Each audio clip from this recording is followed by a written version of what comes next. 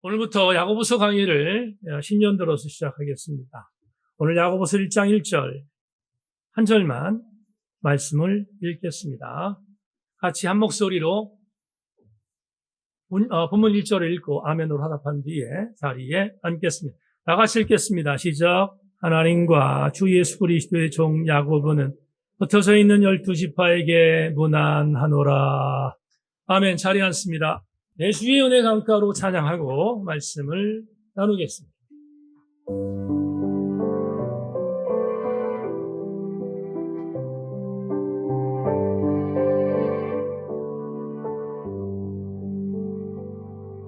내 주의 은혜 강가로 저 십자가의 강가로 내 주의 사랑이 있는 곳 내 주의 강가로 내 주의 은혜 강가로 저 십자가의 강가로 내 주의 사랑이 있는 곳 내 주의 강 아멘 아멘 가라 나의 영혼을 생수로 가득 채우소서 피곤한 내 영혼 내 주의 은혜에 내 주의 은혜 강가로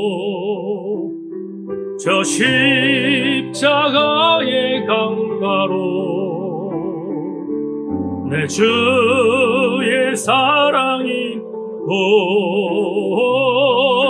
내 주의 가란 나의 영혼을 고백합니다.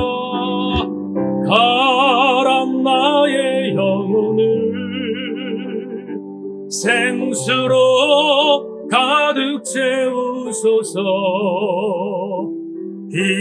피곤한 내 영혼 가슴으로 내 주의 은혜 강가로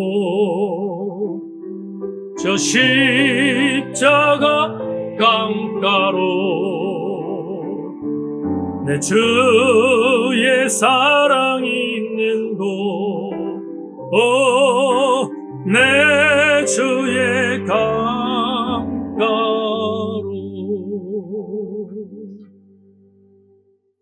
왜 야고보서를 읽어야 하는가 이런 제목으로 신년 들어 첫 번째 야고보서 강의를 여러분과 함께 진행하고 은혜를 나눌까 합니다. 저는 오늘 주일부터 몇 주가 될지 가늠할 수 없지만 성경의 쉬운 9번째 책인 야고보서 강의를 우리 교우들과 함께 이제 시작하려고 합니다. 야고보서 강의를 결심하게 된 이유는 지금 한국교회의 영적 상태를 바라보며 정말 우리가 곱씹어야 할 텍스트가 야고보서인 것을 알기에 그동안 미리 여러 가지로 준비하고 숙독하다가 드디어 여러분과 함께 신년 맞이해서 야고보서 강의를 오늘부터 진행하려고 계획 먹었습니다. 은혜 시간 되기를 주의 이름으로 소망합니다. 작년 연초에 저와 함께 아주 좋은 관계를 맺고 있는 한수대학교 차준희 목사가 제게 연락을 했습니다. 그리고 그 연락을 하는 어간에 저에게 청을 하나 했습니다. 이 목사, 제천세인교회는 말씀 사경회로 유명한 교회고 제천세인교회는 아주 질이 높은 교회인데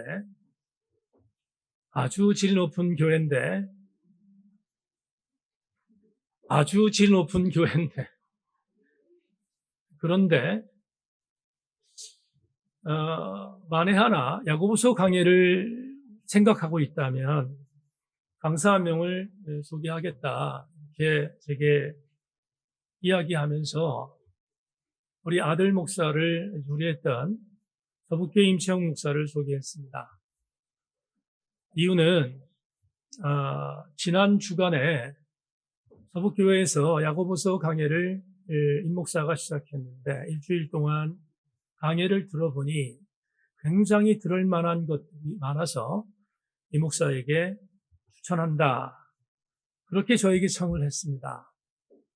친구의 청을 받고 이렇게 답했습니다. 차 교수, 관심을 가져줘서 고맙지만 정중하게 사절한다. 이렇게 말했습니다. 두 가지 이유 때문인데 첫 번째는 저도 야고보서를 강의하려고 준비 중에 있었기 때문에 신선함을 유지하기 위함이 첫 번째고, 두 번째는 생각의 차이는 있지만 야고보서는 하늘이 두 쪽이라도 일주일에 마스터할 수 없는 텍스트이기 때문입니다. 다시 말하면 앞으로 몇 주가 될지 모르겠지만 거의 전반기쯤 야고보서를 갖고 씨름할 것인데 그만큼 이잡듯이 야고보서를 연구하고 공부하고 달려가려고 생각하기에 야고보서는 한순간에 급하게 뗄 수 있는 성경이 아닌 것을 알고 조금은 지루할지 모르지만 그러나 정말로 우리 그리스도인들이 받아야 할 엄청난 말씀의 메시지가 담겨있는 야고보서 강해에 집중력을 발휘하셔서 여러분과 함께 나누는 몇 주가 될지 모를 강해의 여정이 승리하기를 바라고, 더불어 두 갈식이 아닌 네 갈식으로 말씀드린다면 야고보서 강해가 끝난 그날 우리 교우들은 영적인 키가 한 뼘이나 더 올라설 수 있기를 소망하고, 그런 감동이 우리 지체들 모두에게 임해서 야고보서 여행이 절대로 헛되지 않았다는 사실을 함께 공유하는 행복한 여행이 되기를 주님의 이름으로 소망합니다.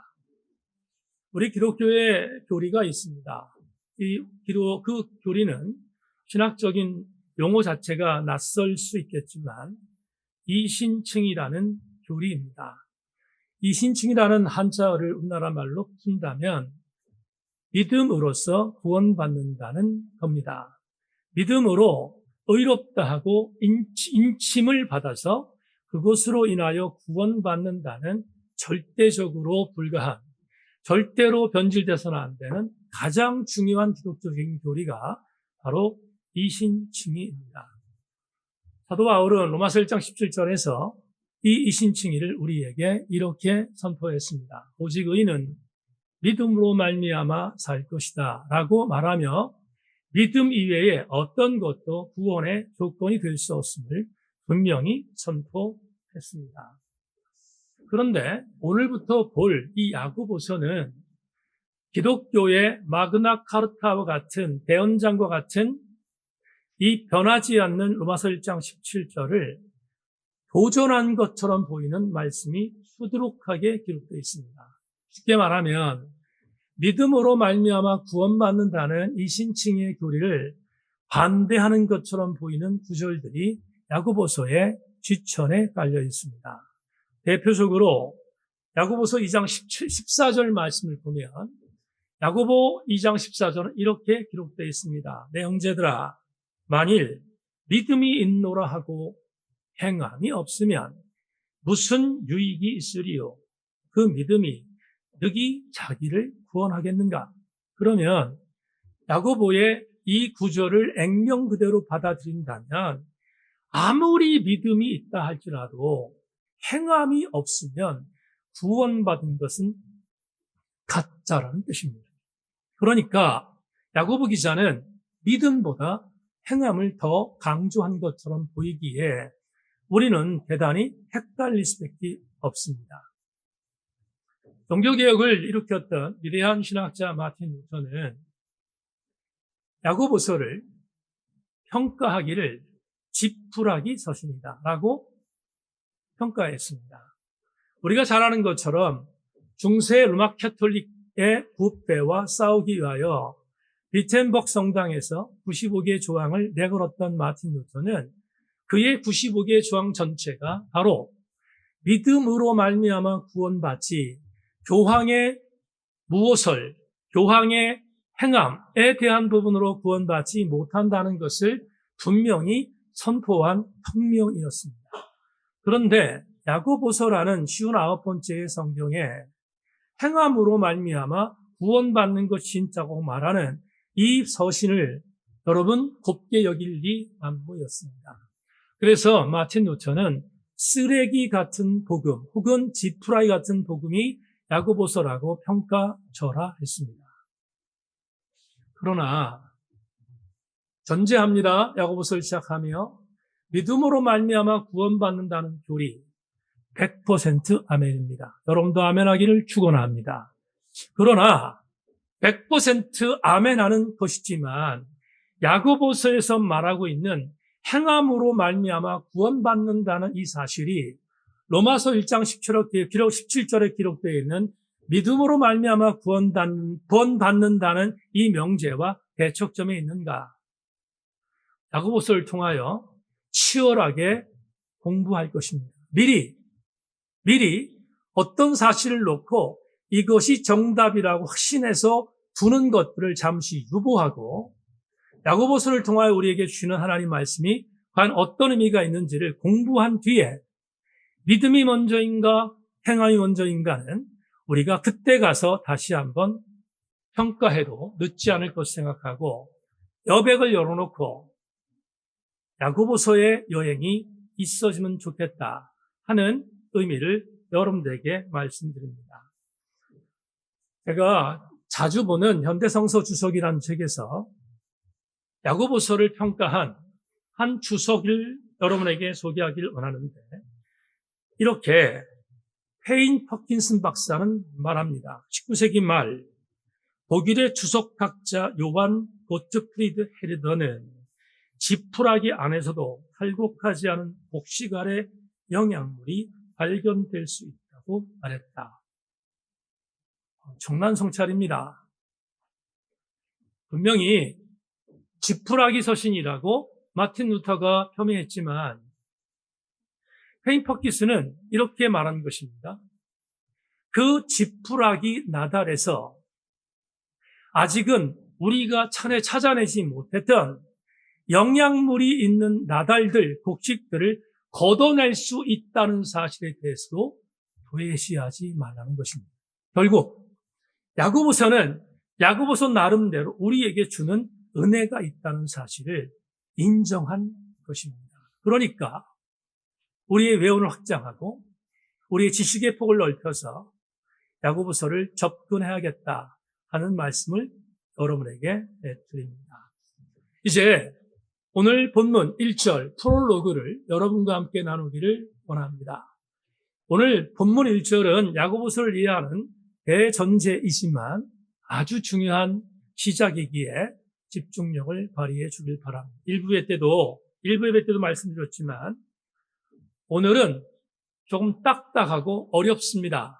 그렇지만 다음 주부터는 그렇게 하지 않을 것을 약속합니다. 하지만 오늘은 딱딱할 수 있다는 것을 전제하고 본문을 설명할 터인데 우리 교우들이 잘 따라와 주기를 부탁합니다. 1절을 다시 읽겠습니다. 하나님과 주 예수 그리스도의 종 야고보는 흩어져 있는 12지파에게 문안하노라. 1절을 읽었는데 1절을 액면그대로 받아들이면 이 편지의 발신자와 이 편지의 수신자가 누구인지를 분명히 밝히고 있습니다. 액면 그대로 받아들이겠습니다. 설명이 들어가지 않은 액면 그대로 1절을 말하면 야고보서라는 편지, 이 편지의 발신자는 야고보입니다. 그리고 수신자는 흩어져 있는 12지파 사람들입니다. 이게 분명한 명제입니다. 그런데 이걸 액면 그대로 받아들이면 도대체 이 내용의 분명한 선이 무엇인지를 발견하기가 어려워 부연하겠습니다. 분명히 야고보가 이 편지의 발신자입니다. 그런데 질문하겠습니다. 도대체 어떤 야고보인가입니다. 왜 제가 어떤 야고보인가라고 질문했는가? 신약성경 안에는 무려 야고보라는 이름을 갖고 있는 똑같은 동명이인이 5명이나 등장하기 때문입니다. 그러니까 5명의 동명이인 야고보 중에 도대체 누가 이 편지를 썼는가를 밝혀야 되지 않겠습니까? 먼저 여러분에게 드리고 싶은 말씀은 5명의 야고보의 정체입니다. 제일 중요한 사람 한 사람은 예수님의 육신의 동생인 야고보입니다. 두 번째, 예수님의 12제자 중 한 명이었던 알페오 아들 야고보가 있습니다. 세 번째, 헤롯 아그리빠에 의해서 계획살인을 당했던 세베대 아들 야고보도 있습니다. 네 번째, 마가복음 15장 40절에 있는 그대로 작은 야고보라는 이름을 가진 사람도 성경에 등장합니다. 그리고 마지막 5번째, 아버지 이름이 유다라는 이름을 갖고 있는 그 유다의 아들 야고보도 등장합니다. 그러니까 성경에 지금 저 5명의 야고보가 등장합니다. 도대체 누가, 어떤 야고보가 야고보서를 썼을까? 지금부터 해석을 여러분에게 드릴 테니까 잘 따라주기를 부탁합니다. 야고보서란 편지를 쓴 저자를 추적하다 학자들은 2명의 야고보일 가능성으로 줄입니다. 첫 번째는 조금 전에 열거되어 있는 5명 중에 첫 번째 사람, 누군가 하면 예수님의 육신의 동생 야고보입니다. 우리는 이 야고보에 대한 정체를 복음서 안에서 여러 정황을 통하여 알 수 있습니다. 제일 먼저 예수님 육신의 동생 야고보는 자기 육신의 형이었던 예수님을 하나님의 아들인, 하나님의 아들로서의 신성인 성자로 믿지 않았던 동생이었습니다. 그래서 나사렛에서 같이 자라났던 내 형이 하나님의 아들이라고 말할 때 미친 존재 아닌가라고 폄훼했던 동생이 야고보인데 그가 회심합니다. 언제? 예수께서 십자가에서 돌아가신 뒤 다시 부활한 것을 보았습니다. 놀라운 일입니다. 죽은 자가 다시 살아난 것을 보았던 동생 야고보는 비로소 예수님을 하나님의 아들로 인정하고 회심합니다. 변화됩니다.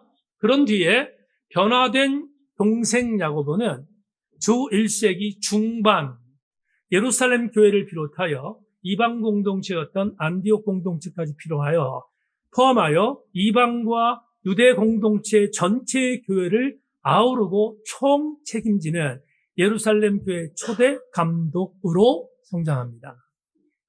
아시는 것처럼 사도행전 15장에 제1차 종교회의가 열렸을 때 할례가 구원의 조건인가를 갖고 싸울 때 베드로의 손을 그리고 바울의 손을 들어주었던 장본인이 바로 야고보입니다.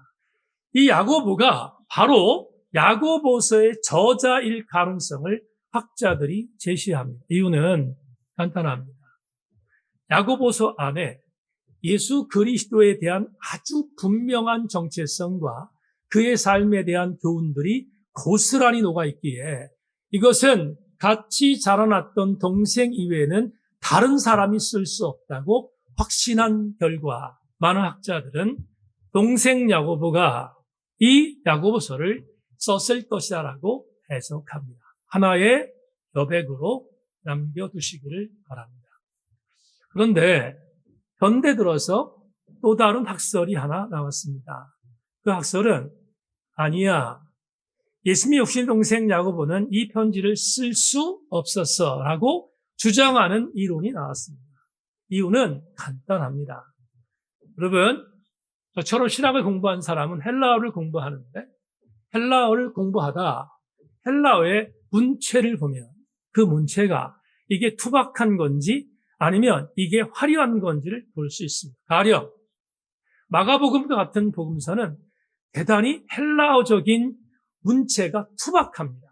그러니까 세련되지 못했다는 뜻입니다. 반면 야고보서는 현란합니다. 야고보서는 엄청난 수사 어법들이 동원돼서 기록되어 있습니다. 이 말은 무슨 말인가 하면 야고보서라는 이 편지의 문체가 수사학적으로 대단한 현란한 어법이 있다면 그러면 이 글을 쓴 사람은 대단한 지성인이었을 것이다라는 전제가 있습니다. 헬라어에 능통했던 아주 지성적인 어떤 사람이 이걸 썼을 것이다. 왜 그러면 예수님의 육신의 형제 야고보가 이 편지를 쓸 가능성이 없다고 평가했는가? 간단합니다. 설명하면 예수님의 동생 야고보는 철저한 유대인입니다. 그리고 야고보는 팔레스타인 이외에 다른 지역을 가본 적이 없습니다. 철저한 유대인이라면 그의 모국어는 히브리어였을 터인데 헬라어 교육을 받았던 적이 전무했던 동생 야고보가 이런 글을 쓸 수 없었을 것이다라고 확신한 것입니다. 반면 조금 전에 얘기했던 것처럼 이 야고보서라는 편지는 어마어마한 신학적인 함의와 그리고 수학적인 어휘가 들어갔다면 적어도 헬라어를 공부해 본 적이 없었던 동생 야고보가 아니라 또 다른 어떤 사람이 썼을 터인데 중요한 것은 왜 이 사람이 야고보라는 이름을 썼을까? 여러분, 이럴 수 있습니다. 제가 진해교회에서 목회할 때 진해교회에 이사모가 있었습니다. 이사모가 뭔지 아십니까? 알아도 대답을 하지 않는 겁니까? 그렇지, 할렐루야, 그런 뜻입니다. 이광동 목사를 사랑하는 모임이 이사모였습니다. 제천에 왔을 때도 이사모가 있었습니다. 여러분 무슨 말인가 하면 제가 지금 우스갯소리 말씀드렸지만 어떠한 부분에 있어서 영적 리더를 바라보는 후배들이 있습니다. 후배들은 그 선배의 정신을 따라서 따라가는 것이 정상입니다. 아마도 야고보서의 저자 중에 제가 두 번째로 만든 말씀드린 이 사람은 주 1세기 말, 그러니까 주전 90년부터 100년 사이에 살았던 사람 중에 야고보라는 사람, 야고보라는 예수님의 동생이든 어떤 삶 상관없습니다. 그가 따랐던 예수님의 정신을 따라왔던 지성적 그리스도인. 그런데 한 가지 전제할 것은 이 사람은 이방인일 가능성이 농후합니다. 그런데 이방인이었던 이 사람이 야고보라는 정신을 따랐고 야고보가 믿었던 예수 그리스도를 따랐기에 야고보란 이름을 차용하여 야고보서라는 편지를 썼고 그리고 이 편지는 유대 공동체에 있는 그리스도인들에게 보낸 편지가 아니라 이방 공동체에 있었던 그리스도인들, 말 그대로 디아스포라 크리스천들에게 보낸 편지일 가능성이 100%였다라고 해석하는 것이 두 번째의 추론입니다. 여기까지. 1부 때도 물어봤으니까 2부도 묻겠습니다. 좀 어려운 말 했지만 여기까지 이해되시면 아멘. 좋습니다. 두 번째 접근하겠습니다. 수신자입니다. 수신자는 오늘 1절에 보면 뭐라고 되어 있습니까? 흩어져 있는 12지파라고 되어 있습니다. 자, 이것은 저자와 연관하여 충분히 말씀드릴 수 있습니다. 만에 하나 예수님의 동생 야고보가 이 편지를 썼다면 여기 나오는 12지파는 당연히 팔레스타인 지역을 떠나지 않은 유대에 살고 있었던 예수 믿고 있었던 사람들에게 국한됩니다. 두 번째, 만에 하나 이방인인데 이방인이었던 헬라에 능통했던 어떤 사람이 야고보의 이름을 차용하여 쓴 편지라면 이 12지파는 외연을 확장하여 이방 공동체까지 넘어갑니다. 당연하겠죠. 그렇습니다. 그러니까 수신자와 발신자는 저자에 따라서 달라진다는 사실을 여러분에게 말씀을 드립니다. 이제 질문하겠습니다. 목사님, 누가 썼습니까? 질문할 수 있습니다. 누가 야고보서를 썼습니까?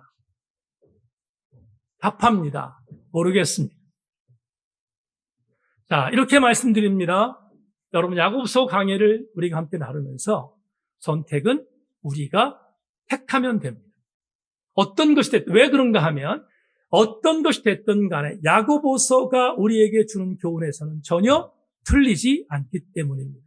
다만 오늘 프롤로그니까 이렇게 여러분들에게 먼저 선 이해를 통하여 수신자와 발신자를 해석한 것입니다. 자, 그러면 이제 여러분과 오늘 레마로 들어가기 위하여 본문에서 우리에게 주고자 하는 1절의 메시지의 교훈이 뭘까를 찾기 위하여 단어 하나에 집중하겠습니다. 오늘 여러분과 나눌 단어는 1절 전반절에 있는 종이라는 단어입니다. 자, 1절 다시 볼까요? 하나님과 주 예수 그리스도의 종이라고 되어 있습니다. 종이라고 되어 있죠? 종입니다. 이 종에 집중하여 오늘 레마로 들어가 보겠습니다. 종은 헬라어 둘로스라는 단어의 번역입니다. 둘로스는 종이라고 번역됐습니다. 큰 그림으로 보면 종이 맞습니다. 그러나 조금 좁은 의미로 얘기하면, 다시 말하면 이 헬라어 원문이 기록된 그 원문에 해당되어지는 그 시대적인 상황으로 바라보면 종이라는 단어보다 더 적각한 단어가 있습니다. 그건 좀 무서운 단어인데 바로 노예입니다. 여러분, 종이나 노예가 같은 거 아닙니까? 라고 말씀할 수 있겠지만 뉘앙스가 좀 다릅니다. 종은 이렇게 말하죠. 노예는 100% 자유가 없습니다. 종은 이렇게 표현할게요. 1%의 자유가 있습니다. 쉽게 말하는 겁니다. 노예는 1%의 자유가 없지만 종은 1%의 자유가 있습니다. 예를 들어 그 유명한 영화 배너 보셨습니까? 배너의 주인공이었던 찰턴 헤스턴 맞나요? 네. 찰턴 헤스턴이 완전히 노예의 상선에 팔려서 노예로 살다가 그가 로마의 귀족을 만나서 양아들이 되잖아요. 맞죠? 제 기억이 맞을 겁니다. 원고 없는 걸 얘기하니까 헷갈리네. 그렇습니다. 여하튼 그런데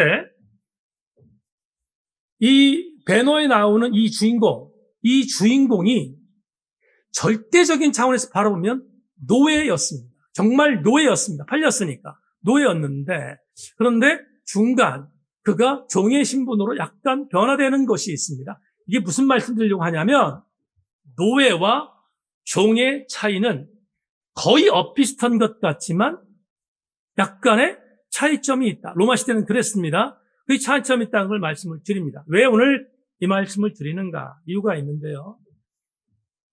오늘 본문 1절을 보면 야고보서의 저자는 자기의 정체성을 이렇게 밝힙니다. 나는 하나님과 예수 그리스도의 종입니다. 이렇게 밝혔습니다.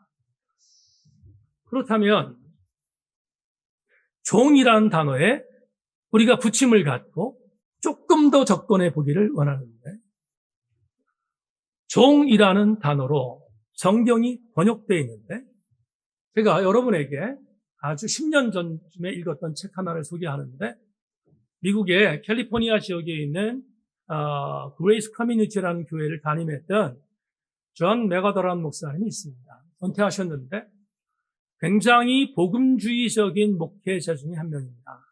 보수적인 분이고요. 근데 그분이 슬레이브라는 책을 썼습니다. 우리나라 말로 번역하면 노예입니다. 근데 영어 단어 슬레이브라는 단어를 책 제목으로 썼습니다. 그래서 책 제목이 슬레이브입니다. 근데 그 책에서 아주 기가 막힌 추적을 통해서 갖고 있는 통차 단어를 발표합니다. 그 전체를 다 얘기할 수 없으니까 중요한 부분을 소개하겠습니다. 킹 제임스 번역본과 그보다 앞서 있는 제네화 성경을 포함한 거의 모든 영어 번역본들에서 오역으로 인해 노예라는 헬라어 단어가 사라졌다. 둘로스를 번역한 노예라는 단어는 헬라 원어 성경 원문에 154번이나 등장하지만 KJV 성경 번역본에는 단 한 차례만 정확하게 번역되었다. 대부분의 현대 번역본은 조금 나아졌을 뿐이다. 어려운 글처럼 보이니까 표현하겠습니다. 우리 한국에 독립침례교단이 있습니다. 독립침례교단인데 그 교단은 한 가지 철칙에서 벗어나지 않습니다. 모든 성경 번역은 가짜라는 것입니다. 그리고 오로지 영국의 왕이었던 제임스 왕에게 헌정한 성경, KJV라고 합니다. 킹 제임스 버전이라고 하는데 이 성경만이 유일한 성경이라고 확신하는 교단이 있습니다. 웃깁니다. 그렇지 않습니다. 킹 제임스 버전이 틀리지 않는 성경, 말도 안 됩니다. 왜냐하면 인간이 의역하고 인간이 번역한 성경은 다 틀리는 것이 있습니다. 어떻게 KJV가 완전 무결한 성경이라고 그렇게 확신하는지 그건 정말 웃기는 얘기입니다. 여하튼 그런데 이걸 보면서 존 맥아더가 이런 얘기를 합니다. KJV, 킹 제임스 버전과 그에 앞서 있던 제네바 버전이 있는데 그 버전에서 아주 무서운 음모가 하나 발견된다라는 거예요. 그게 뭐냐? 슬레이브, 듀울러스라는 단어를 원래 154번이나 노예라는 단어로 번역된 것인데 이걸 종으로 바꿨다는 거예요. 왜 바꿨을까? 이유가 뭘까? 그 이유를 존 맥아더는 4가지로 해설합니다. 노예는 이런 특성이 있다는 겁니다. 첫째, 전적인 소유권. 노예는 주인의 완전한 통제 속에 있는 소유물이고, 둘째, 무조건적인 복종. 노예들은 주인의 말 외에 어떤 법도 몰랐고 그들에게는 아무런 권리가 없었고 완전한 주인의 소유물이었고 노예들에게 허락된 것은 주인을 향한 무조건적인 순종뿐이었다. 셋째, 오직언신. 노예들은 주인의 명령에 떨어지면 자기 능력의 한도에 내에서 최선을 다해 주인을 기쁘게 할 방도를 찾아야 했다. 그리고 4번째, 전적인 의존. 노예들은 주인의 가족 구성원 일부가 되어 음식과 보금자리를 포함한 삶의 기초적인 수단들을 주인에게 전적으로 의존했다. 5번째, 개인적인 책무. 1세기 노예들은 소유주 앞에서 자신이 수행한 모든 일에 대한 책임을 져야 했다. 궁극적으로 주인의 평가만이 중요했다. 그러면 존 맥아더가 노예라는 단어를 5가지로 설명했던 것은 뭐냐 하면 노예는 1%의 권리나 자유가 없다는 것입니다. 맞습니까? 조금도 자유가 없습니다. 권리도 없습니다. 완전히 주인의 물건입니다. 그러면 왜 현대 번역가들이 이렇게 노예라는 단어를 종으로 바꿨을까? 조금 전에 말씀드렸습니다. 종은 노예에 비하여 숨을 쉴 수 있었기 때문입니다. 1%의 여유가 있었던 존재가 종이었기 때문입니다. 그래서 많은 번역가들은 슬레이브, 듀울러스라는 이 단어를 노예가 아니라 현대인들을 위하여 뭐로? 종으로 바꿨다는 것입니다. 심지어 우리가 보고 있는 개역개정판 야고보서 1장 1절에도 노예가 아니라 종으로 번역한 것입니다. 여기까지 오늘 프롤로그 해석을 마쳤습니다. 여러분, 지금부터 빡빡하지만 우리 교우들과 나누려고 하는 레마로 들어가기 위하여 이렇게 해석해 보겠습니다. 오늘 저와 여기 이 목사 포함합니다. 이 목사와 여러분 모두를 다 포함하여 우리의 신앙의 근간에 팬데믹이라고 하는 괴물을 만나서 교회가 많이 허물어지고 있는 이때 우리는 이렇게 지금 나도 모르게 자리매김하고 있습니다. 어떻게? 100번, 1000번, 만번을 양보하여 하나님 종까지는 허락하겠지만 노예는 안 되겠습니다. 제가 신앙인이 됐으니까 주님이 나에게 종으로 살라고 하면 버겁겠지만 종으로는 살겠지만 근데 대단히 죄송합니다.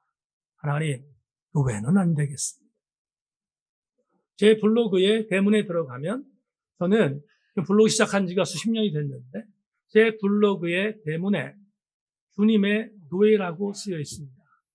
폼 잡는 게 아니라 저는 그렇게 살려고 아주 고의적으로, 의도적으로 그렇게 살려고 주님의 노예라고 썼습니다. 그런데 팬데믹이라는 괴물을 만나기도 했지만 그 이전부터 한국 교회는 종은 나름대로 인정하지만 노예까지는 안 되겠습니다. 이렇게 생각하는 현대 크리스천들의 발판이 이미 만들어진 지 오래입니다. 그래서 이렇게 여러분에게 오늘 야고보를 시작하면서 무겁긴 하지만 이렇게 레마를 정하고 책임은 제가 지겠습니다. 레마, 자막으로 보겠습니다. 이부 예배 나오신 세인교회 성도 여러분, 그리스도인으로 살아가는 삶의 영역에서 중간지대는 없습니다. 뭐가 없다고요? 중간지대는 없습니다. 스크루테이프 편지라는 C.S. 루이스 책에 모두에게 스크루테이프가 편지하는 글 중에 이 말을 합니다. 어떤 말? 환자들에게, 그리스도인들에게 중간지대에 서도록 노력해라. 사단의 공격이지요. 중간지대에 서도록 만드는 것이 우리 악마들이 해야 할 일이다. 그런데 성경은 우리에게 조금의 여지를 남기지 않습니다. 중간지대는 존재하지 않습니다. 제가 우리 교회를 담임하면서 정말 많이 들었던 이야기가 있습니다. 그건 뭐냐 하면 우리 교회를 주목해 보고 있는 다른 교회의 제 선후배들이 우리 교회에 대한 관심을 너무 가져요. 제가 우리 교회에 대한 관심 끊어주세요 말해도 안 끊어요. 우리 교회에 대하여 관심을 갖고 있는데 그 관심이 뭔가 하면 제천세인교회 정체성, 제천세인교회 성도들의 삶의 모습, 이 부분이 왠지 모르게 관심이 간다는 겁니다. 그거 어떻게 할 수 없잖아요. 저도 관심을 갖는데 그런데 어떤 때 심지어 이런 얘기할 때 정말 가슴이 떨립니다. 선배님, 대천세인교회는 우리 교회 벤치마킹 대상입니다. 속으로 얼마나 떨리는지 몰라요. 왜 그런지 아십니까? 벤치마킹 할 것이 과연 뭐가 있지, 우리 교회가? 뭐가 있지? 여러분, 우리 세천세인교회 성도들에게 묻겠습니다. 여러분, 중간지대에 있습니까? 아니면 예수 그리스도의 말씀에 붙들려 있는 완전한 예수 그리스도의 삶에 붙들려 있습니다. 어디 있습니까? 를 물으면 세천세인교회를 담임하는 이 목사도 자신 있게 말하기가 불편합니다.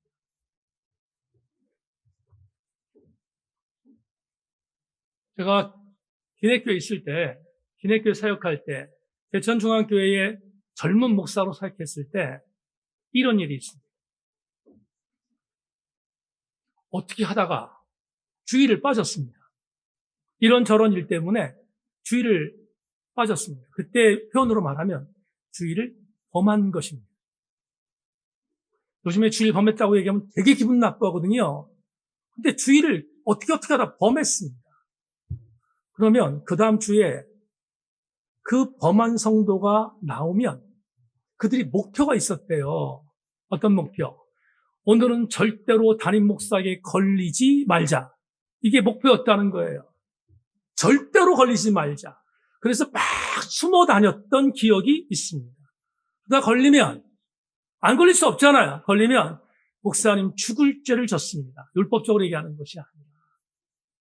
그때는 적어도 그런 신앙의 기본기가 있었어요. 그런데 요즘 그렇습니까? 요즘 어떻게 하다 주의를 범합니다. 범하면 그 다음 주에 어떻게 나옵니까? 목사님이 걸리지 마십시다가 아니라 얼굴 들고 나옵니다. 그 안에 뭐가 있습니까? 뭐가 어쩌냐는 것입니다. 이제 팬데믹이라는 괴물 속에서 이런 상황들이 너무 당연해졌습니다. 여러분, 캐나다의 뉴 라이프 커뮤니티의 마크 부켄이라는 목사님이 열렬하는 책에서 이런 말을 합니다.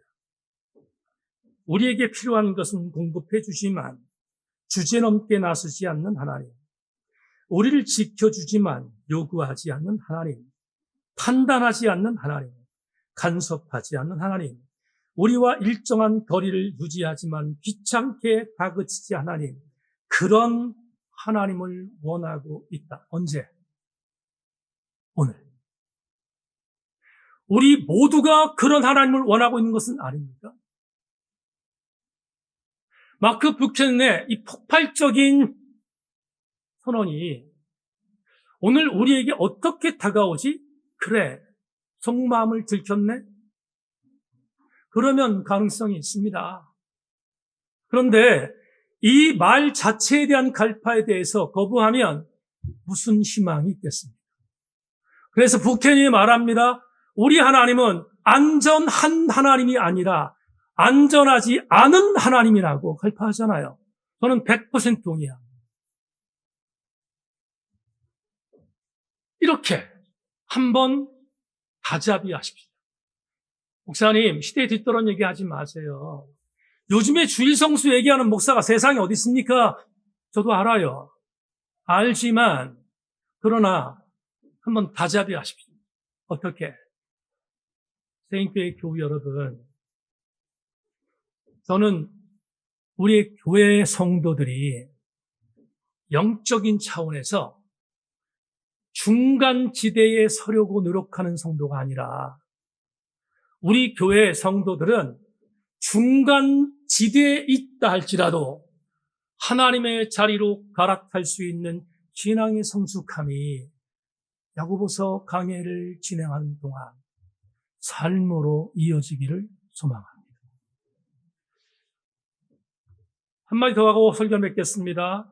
이렇게 우리를 집격했던 마크 부케넌이 그 책에서 이런 기가 막힌 말을 남깁니다. 하나님은 우리의 최대의 관심사에 당신도 최대의 관심을 갖고 계신다. 다시 한 번만. 하나님은 우리가 갖고 있는 최대의 관심사에 하나님도 최대로 관심을 갖는다. 무슨 말입니까?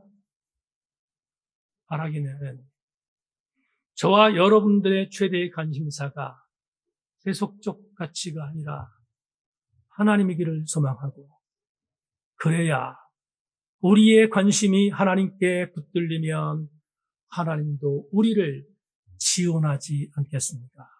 야고보서는 믿음 이야기가 아니라 삶의 이야기입니다. 앞으로 전반기 6개월 정도의 어간에 여러분과 함께 삶의 이야기를 나눌 것입니다. 삶의 이야기를 나누는 어간, 다시 강조합니다. 야고보서 강해가 끝날 때쯤 되면 우리 세인교회 성도들의 영적인 키가 한 뼘 정도 더 자라날 수 있기를 소망하고, 삶으로 예수 그리스도를 증언하는 아름다운 하나님의 사람들 되기를 주님의 이름으로 소망합니다.